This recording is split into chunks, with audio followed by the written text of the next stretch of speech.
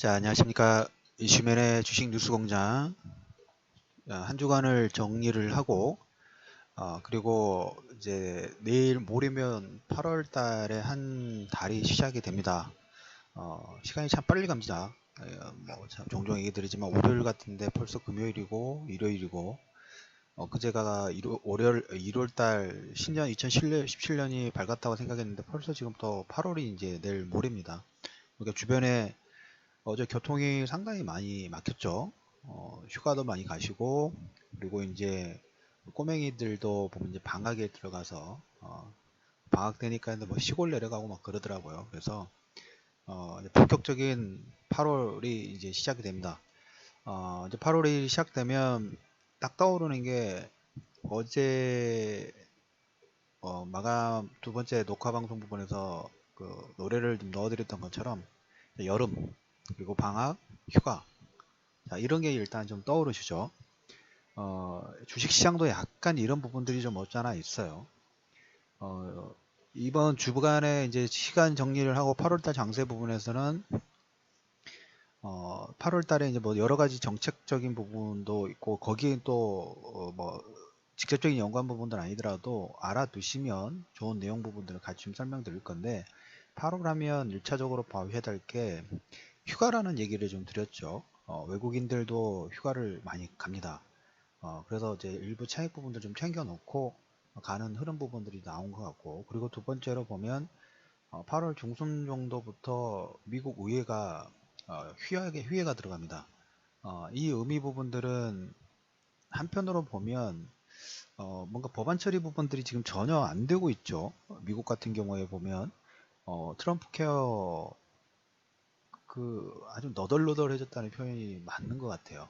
공화당 자체적으로도 보면 반대표가 나와서 통과를 못 시키고 어떻게든 반대표를 무마를 해가지고 하려고 여러 가지 또 수정해서 또 올리면 또 부결되고 뭐 이런 흐름 부분들. 그래서 오바마 케어를 트럼프 케어로 바꾸려고 하는데 모르겠어요. 제 레이더망에는 아직까지 별다른 진척이 거의 들어오질 않고 있어요.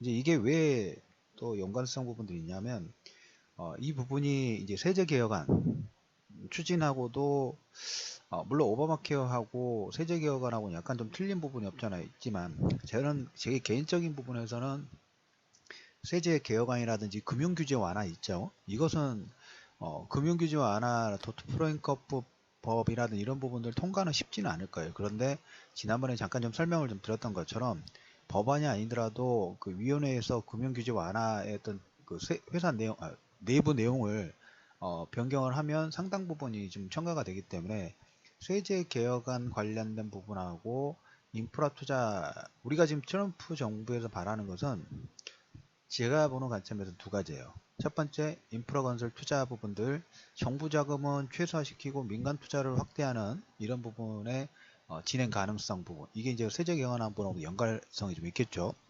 두 번째로 보시면 금융 규제 완화. 금융 규제 완화가 먼저 돼야지 민간 쪽에서 투자 확대 부분들이 좀 되겠죠. 왜? 지금 은행이라든지 시중에 연준 자산 부분들을 풀어서 연준 자산을 예전에는 뭐 사줬던 걸 이제 축소를 시켜서 축소된 자금으로 뭘 할지 아니면 은행이 쌓여 있는 많은 현금 자금들을 민간 쪽에 투자를 확대시키는 그런 역할 부분들 하는데 또 활로를 열어주는 방향으로 갈 거예요. 그래서 1차적으로 그게 좀 시간이 좀 걸리긴 합니다. 시간이 좀 걸리기 때문에 최근에 이제 그 시간이 걸리기는 한 건 알고 있지만 트럼프의 정책 관련된 부분에서는 작년에 그 당선되고 연초에 그 기대감 부분들에 있어서 달러 약세를 빼고는 그렇게 썩 들어오진 않아요. 달러가 지금 달러 인덱스 같은 게 94 전후로 지금 움직이고 있죠. 어제 보니까 이제 유로화가 지금 가장 강력한 저항대를 살짝 뚫는 모습이 나왔어요. 저렇게 되면 오버슈팅 부분들이 좀 왜 시간적인 여유가 있다고 말씀드렸죠. 유로화 같은 경우에 지금 ECB 통화정책회의 부분들 진행해서 별다른 문구가 나오지 않은데 그러면 8월 달에 가장 중요한 회의 중에 하나가 잭슨홀 미팅이라고 말씀을 좀 드렸죠. 그리고 8월 중순 정도 되면 지난달에 있었던 ECB 통화정책회의라든지 FMC 의사록이 나오죠. 그래서 거기 문구가 또 세부 사항이 어떤 내용들이 진행됐는가 이런 코멘트가 좀 될 겁니다. 그래서 다시 미국으로 가면 8월 달에는 미국 의회가 휴장이에요. 휴장. 어떻게 보면 놀러 가야죠. 자기들도 여름방학이니까. 그래서 하반기에 봤을 때 연준의 자산 축소도 중요하지만 하반기에 이 부채 한도를 어떻게 진행할 건가 뭐 크게 걱정은 안 하는데 저는 그게 이제 될지 안 될지에 대한 크게 걱정은 안 한다는 의미 부분들은 물론 그 과정 중에는 진통은 분명히 있어요. 그걸 가지고 달러의 필요성 부분들 한 번 정도 인지시킬 필요가 있기 때문에 그걸 가지고 흔드는 역할 부분도 변동성을 주니까 그러니까 리스크로 확대되기 전까지 계속 변동성을 주는 역할을 주면서 사람들한테 공포감을 트라우마를 인식을 좀 시키는 그런 게 있죠. 그래서 가끔 이제 우리가 뭐 그리스 신용 리스크라든지 그 다음에 두바이 신용 리스크 예전에 리먼 사태 이후에 그런 리스크 부분들이 일어났을 때 우리의 뇌리에 강하게 박힌 게 뭡니까? 안전자산은 무조건 달러 국채 부분들의 수요 부분이 확대가 되겠죠. 그래서 향후에도 보면 이 미국에 가지고 있는 달러에 대한 이 신뢰 기축통화에 대한 신뢰 부분들 그게 절대적으로 흔들리면 안 돼요. 그래서 가끔 가다가 한 번씩 달러의 기축통화 부분들을 필요성을 느끼게 하는 그런 심리전 부분들이 가끔씩 나옵니다. 그래서 8월 달에는 미국 의회 그러니까 휴회 부분들 하고 이 전후로 인해서 지금 그 문우신 재무장관 같은 경우에는 이 부채 환도 관련된 협의 부분들을 휴가 전까지 양금을 가지 말고 8월달 전에 8월달 끝나기 전까지 좀 진행을 해달라. 예, 그래야지만 하반기에 예산안을 짜고 거기에 또 세부 적정 부분도 진행할 수 있으니까 그래서 요구는 하는데 의회가 별로 그렇게 움직이질 않고 있습니다. 그래서 8월달에 첫 번째 중요 이슈 부분들로 말씀을 좀 드리고 뭐 얘기를 하다 보니까 이거 하나 가지고만 해도 거의 한 8분 9분 정도 진행된 것 같아요. 그래서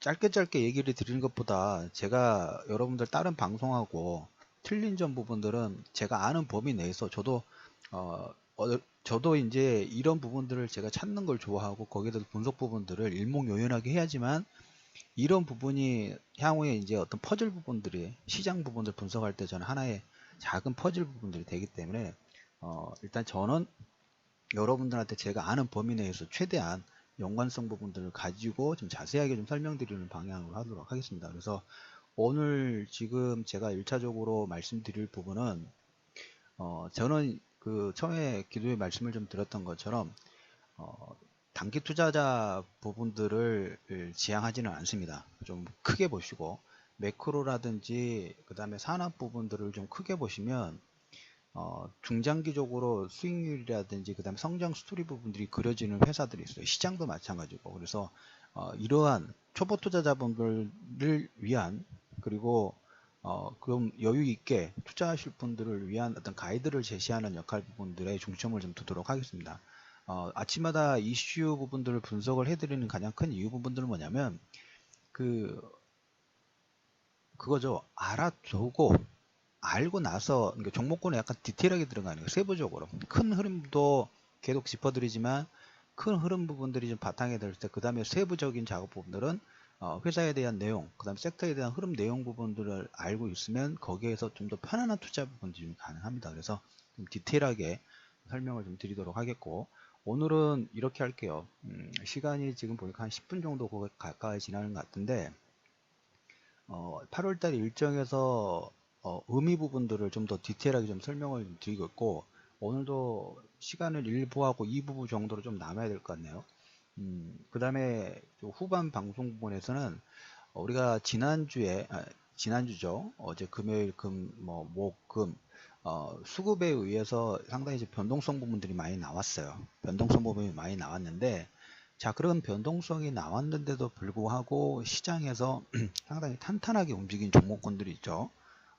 그 종목군들은 초보 투자자분들 매매하시라는 게 아니에요. 우리는 흐름 부분들을 볼 때 시장 주도주의 흐름 부분들을 왜 이 종목구나 이 섹터가 현재 시장에서 주도주군으로 다른 종목 대비 강세를 이끄는 이유는 뭔가 대략적인 이유는 컨센서스는 어떤 형태의 스토리 부분들을 가지고 있어서 현재 시장에 다른 종목 대비 주도주군의 성향을 띠고 있는지 이걸 분석하기 위해서 신고가라든지 그 다음에 강세 종목군들 분석을 합니다. 그래서 두 번째는 이걸 조금 분석을 한다고 예고를 좀 해드렸기 때문에 주간 단위로 이걸 다시 한번 분석을 좀 하도록 하겠습니다. 자, 그러면 이제 다시 원점으로 들어가서 8월달 일정 관련된 부분에서 자, 8월 첫째 주에 체크해야 할 부분은 이제 뭐 여러 가지 이슈 부분들이 많이 있어요. 근데 제가 이제 그 금요일장에 이 방송을 통해서 여러분들한테 여러 번 얘기를 드렸죠. 자동차 섹터 문제가 많다. 실적에 대해서 그리고 중국 사드 관련된 부분에서 그리고 지금 보니까 미사일 발사 이유가 되면서 자, 미사일 발사가 진행이 됐죠. 지난주 토요일 새벽 정도죠. 발사가 되면서 우리나라 대처 방향이 사드 추가 설치 관련된 부분들 코멘트가 나왔어요. 이제 이 파급 효과가 어떻게 진행될지 모르지만 간단하게 봤을 때 저는 그 기사를 봤을 때 두 가지가 일단 떠올랐습니다. 자동차 얘기를 하면서 여러분들 들으시다가 보면 저는 이제 얘기가 알쓸 신자 그 프로가 약간 좀 비슷할 수 있어요. 이 얘기를 하면서 제가 생각하는 영양 퍼즐 부분들을 계속 얘기를 할 거예요. 그 연관관계 부분들 제가 연관관계가 있다고 생각을 하니까 자동차 섹터의 하락 부분들은 어떻게 보면 사드 영향으로 첫 번째 타격 부분들이 좀 됐죠. 첫 번째 타격 부분들이 좀 됐고 그걸로 인해서 현대 기아차의 중국 시장 점유율 부분들이 상당 부분 파급 효과를 가졌고 그로 인해서 주가의 하락 부분 나왔는데 해외 쪽에서는 약간 어느 정도 커버해주고 있는 모습들이 좀 나오고 있어요. 특히 남미 지역이라든지 일본 유럽 지역이나 러시아도 마찬가지고. 그래서 중국의 하락 부분들을 조금 상쇄시키는 역할 부분들을 하는데 보여주는 실적은 중국에서 시장 점유율이 하락했기 때문에 덜 말을 할 수가 없어요. 근데 밸류상으로는 너무 저평가 영역이에요. 저평가 영역이라는 얘기를 여러 번 얘기를 드렸죠. 왜? 사드로 인한 마이너스 요건 부분, 주가 반영 부분들이 다 됐고 시장에서 제가 여러분들한테 말씀드린 것처럼 기대치가 별로 없다. 근데 밸류상은 너무 낮고 더 이상 악화될 수 있는 가능성 부분들이 있을까? 그런데 지난주 후반에 보시다시피 전체적인 섹터 부분들, 하락 부분들, 특히 전기전자 중에 하락이 강하게 나오고 그 자금이 이제까지 오르지 못했던 종목군으로 움직일 수 있다는 영향 부분이 나왔었죠.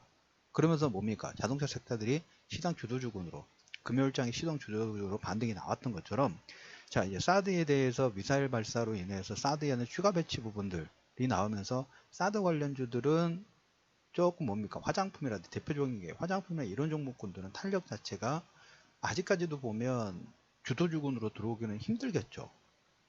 추가적인 배치 부분이 나오면 중국과의 어떤 이런 그 연장선상에 있으니까 저는 근데 결국적으로 보면 나중에 중국과 우리나라의 1대1로 부분들로 협력할 거라고 봐요. 근데 이제 그 과정 중에 중국도 보면 근데 이번에 미사일 발사로 인해서 사드에 했던 배치 부분들이 진행된다는 거기에 그렇게 크게 예전처럼 반발을 크게 할 가능성 부분들 상당히 낮지 않느냐. 8월 달에 이 한중일 장관 회의가 외무장관 회의인가요? 이런 게 있기 때문에 강도 자체는 유지는 되긴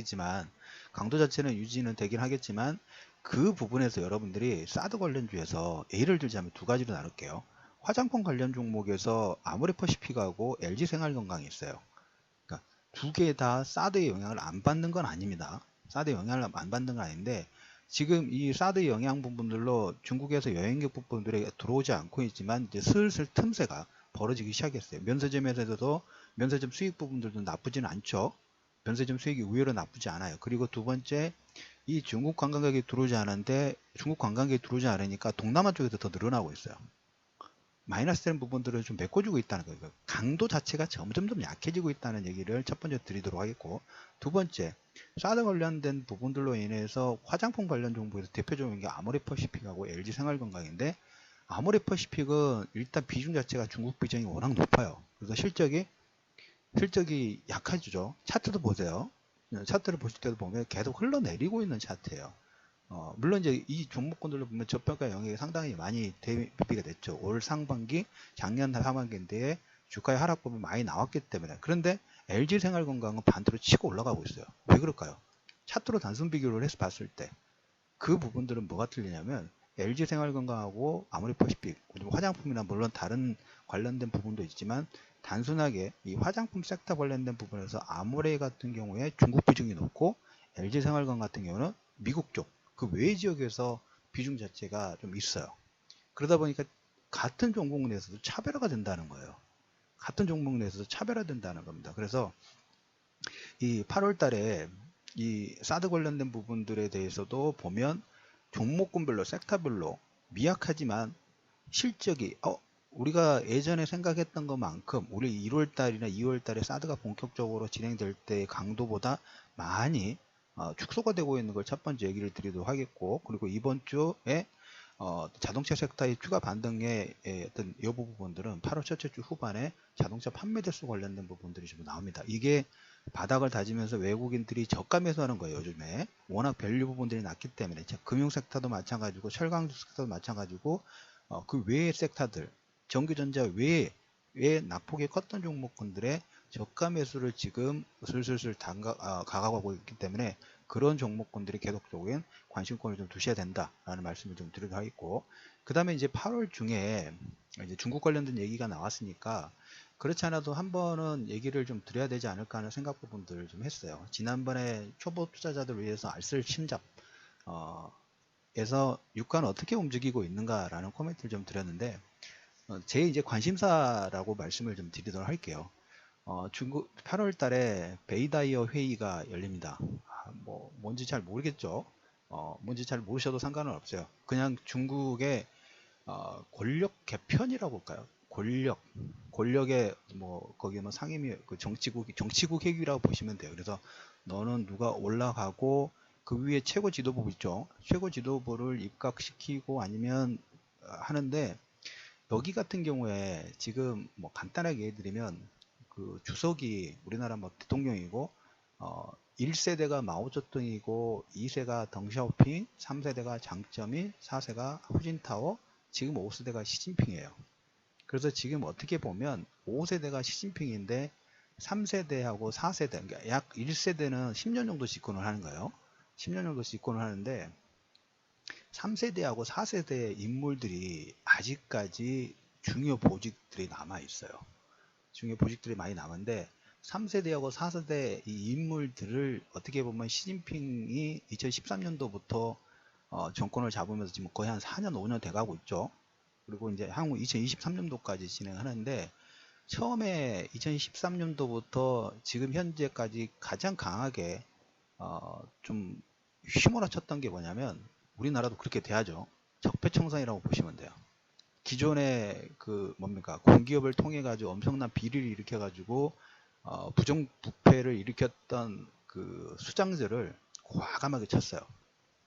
과감하게요. 5년 동안. 왜? 시진핑이 그 정치하고 군사 부분들을 동시에 다 받았던 사람 중에 3세대, 4세대까지는 없었는데 5세대 시진핑이 그걸 양쪽에 다 권력 부분들을 특히 후진타오 같은 경우에는 이 군사 권력 부분들을 좀 늦게 받았어요.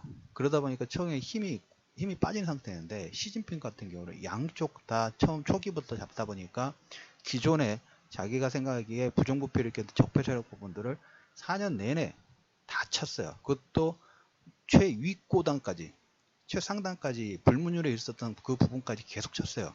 우리나라가 가야 될 방향이겠죠. 가야 될 방향이에요. 안 된 것들은 이제까지 쌓였던 부분들을 과감하게 쳐야지만 그 다음에 포맷을 시켜야지만 새로운 그 속도도 빨라지고 새로운 부분들을 깔 수 있는 것처럼, 아무튼 시진핑은 4년 5년 동안 그렇게 진행을 하면서 자기들의 시진핑이 가지고 있는 세력 장점인 같은 경우는 상해방의 위주인데 시진핑 같은 경우는 태자당하고 공청당의 주력 인물들이 좀 있어요. 그래서 이걸 통해 가지고 권력 부분들을 지금 잡는 그런 역할 부분들을 하는데, 왜 이 정치 권력 부분들이 중요하냐면 시진핑 같은 경우는 10년을 집권을 한다고 말씀드렸죠. 그러면 이제 상반기하고 하반기를 나누면 자기가 주도할 수 있는, 우리가 지금 민주당 같은 경우에 문재인 정부 같은 경우에 아직 중소기업청의 장관, 중소벤처기업부 장관이 아직 내정이 안 됐어요. 근데 그 외의 지도부들은 다 지금 설정이 되는데 막상 그 보면 대통령도 바뀌고 장관도 바뀌었지만 아직 구 세력들의 인물들이 남아 있어서 계속 태클을 걸죠. 태클을 건다는 게 뭔가 방해 공작 부분들을 계속적으로 한단 말이에요. 위에서 뭔가 지시를 하면 바로바로 진행이 돼야 되는데 아직 시간적으로 여유가 있다 보니까 예를 들자면 지금 보세요. 그 MBC 사장이라든지 KBS 사장 같은 경우에 MBC가 그런가요? 지금 그 언론노조 같은 경우에서도 보면 퇴임하라. 너희는 이제까지 방송을 다 망쳤기 때문에 퇴임하라고 해도 버티고 있죠. 이게 시진핑은 앞전에 5년 동안 이런 것들을 다 쳐버렸다는 거예요. 다 치면서 시진핑의 중앙집권 부분들을 하면서 이제 하는 상반기 했고 이제 하반기에는 이제 이런 동력 부분들을 가지고 뭡니까? 경제라든지 그다음에 일대일로라든지 이런 부분들을 좀 더 강하게 밀어붙일 수 있는 그리고 자기가 원하는 그 경제 그림 부분들을 밀어붙일 수 있는 준비 부분들을 하고 있다고 보시면 돼요. 그리고 또 하나 더 이번에 베이다이어 회의에서 제가 제일 주목하고 있는 부분들 하나는 뭐냐면 시진핑이 그 일단 10년의 권력 부분들을 가졌다고 말씀을 해드렸죠. 거기에서 이제 그런 내용이 있더라고요. 그 최고 상임위 최고 정치국에서 이 최고의 7명 정도 되는데 여기에서 상무위원회 진입되는데 68세가 넘어가면 일단은 어느 정도 그 뭡니까 정관회의라고 할까요? 그건 정관회의는 아니죠. 68세가 넘어가면 최고 지도부로 안 되고 자연스럽게 이런 그 뭘 관리라 할까 이런 게 있는데 그 이제까지 한 8년, 4년 동안에 시진핑의 오른팔을 했던 왕석이라는 분이 있어요. 이 사람이 그 뭡니까 적폐청산 부분들을 진두지휘했던 인물인데 만약에 여기서 오른팔이니까 다른 사람보다 이 사람을 연임을 시킨다. 68세가 넘으면 그만두지 않는다라고 했는데 만약에 이분이 이번에 또 추가적으로 선출이 돼가지고 연장이 된다라는 포석 부분들은 뭐냐면 향후에 2023년 정도까지 시진핑의 정권이 일단락이 되고 그 다음에 이제 지도부로 선출을 해야 되는데 한 번 더 연장할 수 있는 발판이 생기는 거예요. 왜? 시진핑 나이가 그때 됐는데 나이가 됐는데도 불구하고 관례가 68세 넘는 왕석이가 유임된다 하면 이건 시진핑의 그 정권 자체가 또 5년 유입될 수 있는 뭘까요? 하나의 발판제가 될 수가 있는 가능성 부분들이 있습니다. 그래서 올해는 이 베이다이어 회의를 통해 가지고 이제 경제 정책 관련된 부분도 나오고 지금 보시면 중국 같은 경우에 제가 이제 가장 주목적으로 보는 부분들은 1대1로 부분들을 어떻게 그 자금을 마련할까 마련할 수 있는 지금 방향 부분들을 조금씩 만들었어요. 위안화도 만들어 놓고 위안화도 보면 약세에다가 최근에 좀 강세 부분들 나오고 있죠. 근데 거기에 MSCI 그 지수에도 편입이 됐죠. 지수 편입이 됐어요. 올해. 그리고 이제 마지막으로 채권통이라는 부분들을 만들면서 외국 기업들이 뭔가 투자를 할 수 있는 여건들을 계속 커주고 있어요. 왜? 향후에 1대1로 부분들을 진행할 때는 자금이 1조, 2조가 아니에요. 이거는 천문학적 금액 부분들이 들어가기 때문에 중국에서 얼마든지 투자를 해가지고 중국 쪽에 뭐 채권이든 주식이든 중국이라는 브랜드를 가지고 투자할 만한 가치가 있다는 브랜드 네임 부분들을 만들어줄 필요가 있어요. 근데 그 작업 부분들을 계속적으로 진행하고 있는데 시간이 되게 더디게 걸리는 거죠. 당연하죠. 브랜드 마케팅 부분들은 중국이라는 이미지 브랜드 마케팅 부분을 하고 있기 때문에 그건 시간이 상당히 많이 걸릴 수밖에 없어요. 그럼에도 불구하고 아까 말씀드렸던 것처럼 시진핑이라는 사람은 10년의 정권 부분들을 보장을 받았고 그 앞에 전 단계에서는 기존의 자기들하고 적폐 세력 부분들을 과감하게 최고 상무위원까지 다 필요 없어요. 다 과감하게 썼어요. 그리고 최근에 이제 안방보험 여러분 그 기억나시죠? 안방보험에 누군가가 체포되고 막 그런 거 있죠. 그 선상으로 다 보시면 돼요. 그 강한 어마어마한 돈을 자금줄을 제공했는 공기업까지 공기업 수장들까지 위에 상무위원도 치는데 그 밑에 정도면 과감하게 치는 거죠. 그런 어떻게 보면 그 구조조정 부분들을 자체적인 적폐의 구조조정 부분들을 계속적으로 진행하고 이제 하반기에는 이걸 토대로 해서 어떻게 될까요? 지금 중국의 성장률 부분도 나쁘지 않죠. 물가 상승률 부분도 나쁘지 않고 그리고 지금 이제 보면 지금 현재 중국이 가장 경제 부분에서 집중을 하고 있는 것은 중국 자체의 그림자 금융 자체가 상당히 많습니다. 그림자 금융은 뭐냐면 그냥 지하에서 위에서 도는 게 아니라 지하에서 나오는 자금들이 있는데, 그래서 지금 몇몇 기업들 뭐 최근에 완다그룹 같은 경우에 워낙 해외 M&A 부분들을 많이 하니까 그림자 금융을 토대로 해가지고 M&A 하니까 이걸 일단 내부 단속 부분을 좀 하고 있어요. 내부 단속 부분들을 하고 있는데, 제가 말씀드렸던 것처럼 중국 같은 경우에 향후에 많은 자금들의 소요가 왔다 갔다 외부 자금의 수혈 부분들을 받아서 중국의 브랜드 네임 부분들을 만들어 가야 되는데, 그림자 금융하고 지방 부채 관련된 부분들이 아킬레스건이죠. 이걸 어떻게 보면 뭡니까? 먼저 사정 작업을 먼저 해놔야지만 밖에 나가가지고 자 우리 이만큼 건전화가 되었다는 걸 내세울 수 있겠죠. 그 작업을 하신다고 보면 되세요. 그래서 8월 달에 베이다 협의회는 이걸 통해 가지고 시진핑 정권이 제가 조금 말씀드렸던 중국의 방향 부분들이 그림 부분들을 그리고 있는데, 이 그림을 좀 더 뭡니까? 강하게 밀어붙일 수 있는, 지금 어떻게 보면 우리나라 정권과 상당하게 비교를 한다 하면 그 현재 정권 문재인 정권이 70에서 80%의 어떤 강력한 지지율을 가지고 어떤 정책이라는 이런 부분을 밀고 가고 있는데, 어, 의회에서 그 의석수가 지금 부족하죠. 120석 정도밖에 안 되기 때문에 어떤 정책적인 부분들, 추경이라든지 정부조직법에서 보면 야당이 협치 부분들이 없으면 가닥 브레이크를 걸리죠. 브레이크가 걸리는데, 만약에 나중에 이제 뭐 우스갯소리로 얘기하지만 지금 지방의회 선거뿐만 아니라 국회를 해산시켜 가지고 총선 부분들을 다시 한다고 하면 어떻게 될까요?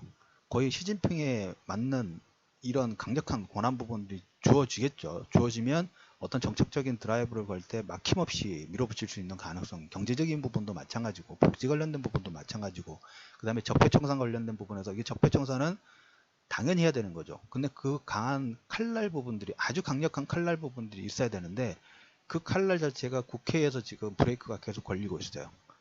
그래서 이걸 할 수 있는 방법이 어떻게 있을까라는 퀘스천 부분들이 드는데, 그것은 가장 기본적으로 국민들이 어떤 지지 부분들이 그게 없어져 버리면 이건 다시 도합이 타블이 되는데, 시진핑 같은 경우는 앞에 4년 동안에 이런 작업 부분들을 계속적으로 정권을 가지고 아까 그 오른팔 왕석이를 통해 가지고 계속적으로 진행해 왔기 때문에 하반기에 어떤 정책적인 진행 부분들이 될 때, 특히 이번에 베이다이 회의를 통해서 왕석이 연임이 된다고 하면 향후에 그 2022년도 그 회의 통해서 그 연장이 5년, 정권 연장이 5년의 발판 부분들까지 만들 수 있는, 그러니까 강한 시진핑 정권의 어떤 드라이브를 만들 수 있는 토대가 만들어진다고 보시면 될 것 같아요. 그래서 이 부분은 어떻게 보면 그 중국의 정치의 흐름 부분들하고 상당히 연관성 부분을 좀 가질 수가 있겠죠.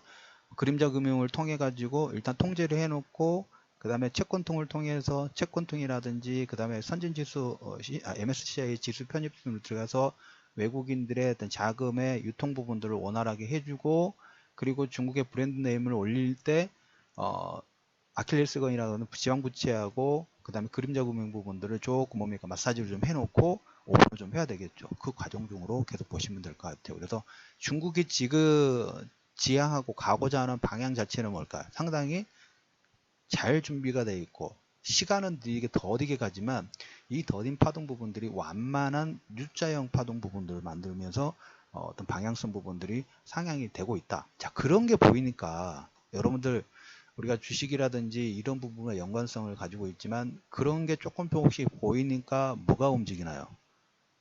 우리 가격이 움직이게 되고 철강석 가격이 반등을 하는 거예요.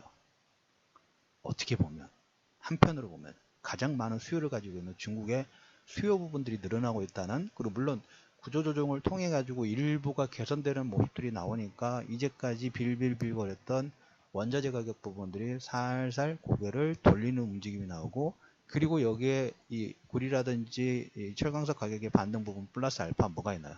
석유, 유가 가격도 향후에 수요에 대해서 기대가 좀 살짝 머리 들었죠. 하락 부분에서 머리를 살짝 좀 들은 흐름 부분들이 좀 나오고 있어요. 그래서 이 회의 하나를 가지고 여러분 보세요. 여러 가지가 유출할 수 있겠죠. 유추가 된단 말이에요. 그래서 일단 두 번째로 베이다이 회의 8월 달에 여러분들은 여기에 뭐 주목하실 필요 없이 중간에 제가 또 추가 업데이트 된 내용이 있으면, 그렇지 않아도 지난번에 그 중동 지역의 흐름 부분들, 중동 지역의 흐름보다는 중동 지역을 어떻게 움직이는가, 유가는 어떻게 결정이 되는가에 대해서 간단하게 얘기를 드렸지만, 두 번째로 중국의 이제 베이다이오 회의를 통해서 여기에 이제 뭐 플러스 알파 되는 내용들은 또 추가적으로 있지만 그 부분은 다음에 각 정권들 있죠. 각 정권들의 특징 부분. 그래서 이 부분하고 그러면 이제 우리가 가장 기본적으로 보실 때 시진핑 2기 앞에가 1기였다면 1기는 뭡니까? 일단은 구조조정 해가지고 적폐청산 부분들을 과감하게 진행을 했고 2기에는 어떻게 해야 될까? 그럼 거기에 중심 포인트를 가지고 있는 섹터라든지 그 다음에 방향성 부분들을 어느 정도 좀 알아두면 우리가 매매할 때, 그 다음에 그 매크로 움직임 부분하고 또 연관성 부분들을 가지고 있죠. 그래서 시장에서 지금 나와 있는 그 이 시진핑 위기의 가장 중점적인 부분들은 첫 번째 그거예요. 첫 번째, 일단 리스크 관리예요. 아까 말씀드렸죠. 채권통이라든지 1대1로, 채권통이라든지 1대1로를 위한 작업이라고 보시면 돼요. 그것도 위안화의 기축통화까지는 아니지만 그래도 위안화의 위상을 높이기 위해서는 자체적으로 리스크가 흔들려서는 안 되겠죠. 그래서 그 리스크 관리를 통해서 첫 번째가 최근에 이제 완다그룹이라든지 그림자 금융 부분들을 과도하게 해외의 M&A라든지 이런 부분들을 하는, 그리고 지방정부의 부채 관련된 부분에서 리스크 관리 부분들을 하고 있다. 그래서 이 부분이 1대1로에 대한 투자로 관심 주도를 하고 있는 게 첫 번째고, 그 다음에 두 번째 뭐냐면, 두 번째에서는 보면 본격적인 소비 구조의 업그레이드가 지금 진행이 좀 되고 있어요. 지금 중국 같은 경우에 보면 이렇게 퀀텀 점프를 하고 있는 소비 구조예요.